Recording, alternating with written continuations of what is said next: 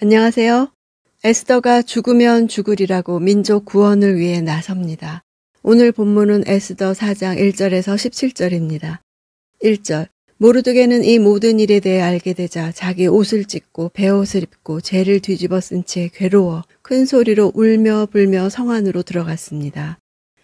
모르드게가 알게 된 이 모든 일이란 조서의 내용 외에 하만의 조서가 내려지기까지의 과정과 그 속에 숨겨져 있는 음모와 관계, 모든 진실을 알았던 것입니다.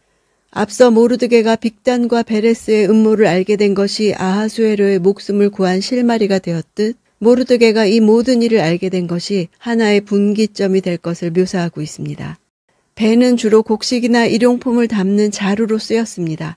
고대 중근동 지역에서 사용된 베옷은 어두운 색상의 염소털이나 낙타털을 재료로 한 두껍고 거친 직물이었습니다. 베옷을 입을 때는 가슴 부위를 드러나게 했는데 그 이유는 가슴을 손으로 치기 위해서였습니다. 그가 베옷을 입고 재를 뒤집어 쓰고 큰 소리로 울며 성으로 들어간 것은 비통함을 넘어 이런 조서를 내린 하만에 대한 강한 항변의 의미와 에스더에게 알리기 위한 의도라고 볼 수 있습니다. 3절. 왕의 명령이 담긴 칙령이 도착한 지역마다 유다 사람들은 금식하고 울며 불며 통곡했습니다. 많은 사람들이 베옷을 입고 재를 뒤집어 썼습니다. 3절은 마치 2절과 4절의 흐름을 깨는 듯한 느낌을 줍니다. 그러나 2절과 4절 사이에 있으므로 유대민족 전체가 민족적 위기에 대한 모르드게의 애통 행위에 동참하고 있음을 보여줍니다.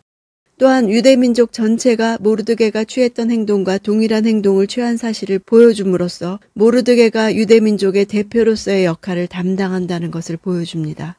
하만의 사악한 흉계로 인한 유다인 멸절 위기는 그들의 신앙 각성의 계기가 되었다고 할 수 있습니다.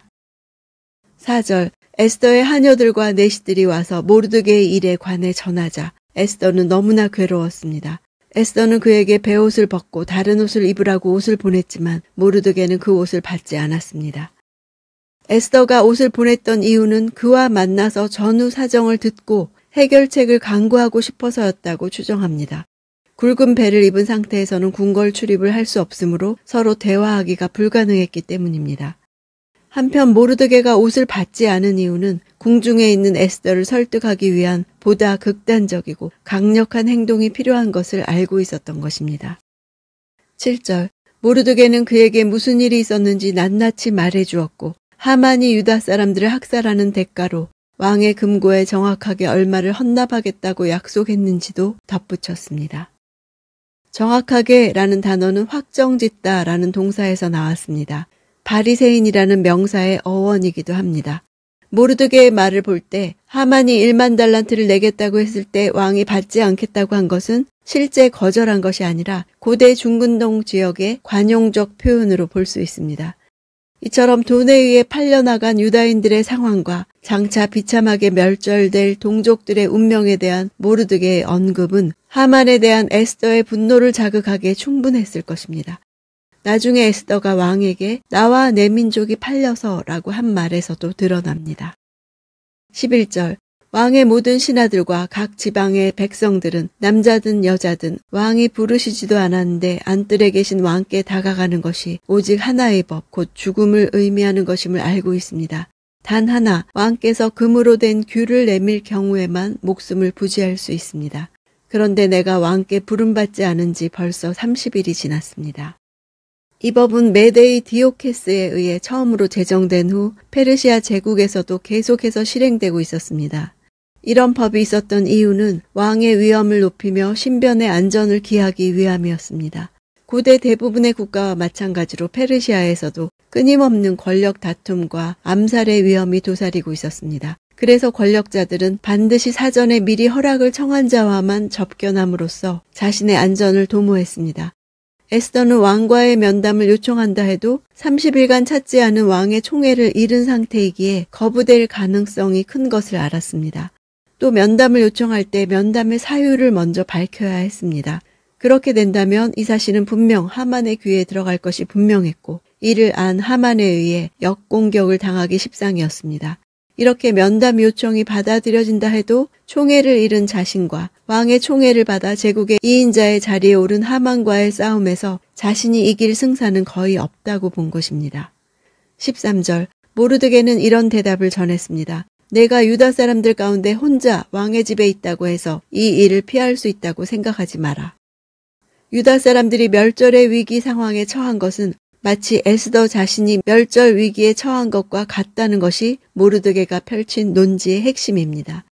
에스더가 왕의 호출이 없는 상태에서 왕 앞에 나아가다가 죽게 될 확률만큼이나 그녀가 유다인이기 때문에 죽게 될 확률도 높다는 것을 말해주기 위함입니다. 그녀도 언젠가는 유다인이라는 사실이 하만에게 들어갈 것이고 모르드게의 사촌이라는 사실이 알려지면 에스더 역시 위험에서 벗어나기 힘들 것이기 때문입니다. 모르드게는 이런 논리로 유대민족이 처해 있는 현실이 바로 에스더 자신이 처해 있는 현실임을 일깨워주고 있습니다.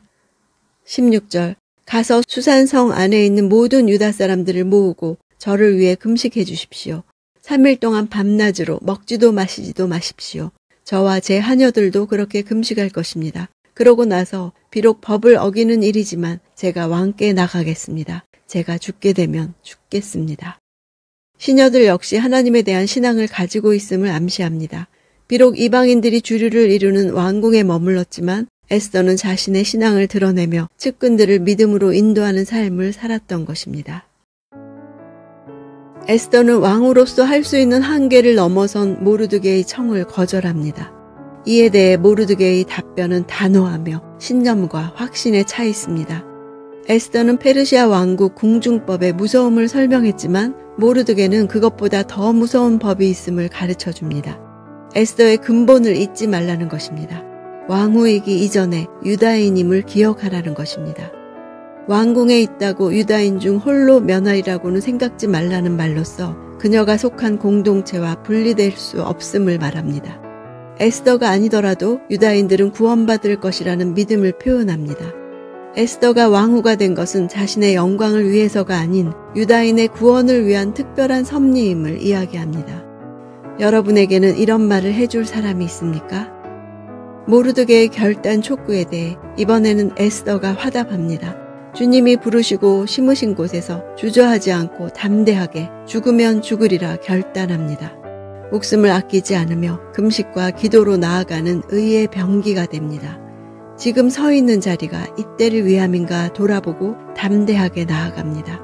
위기 앞에 주고받는 두 사람의 믿음의 콤비가 이 시대를 사는 우리에게도 절실하게 필요합니다.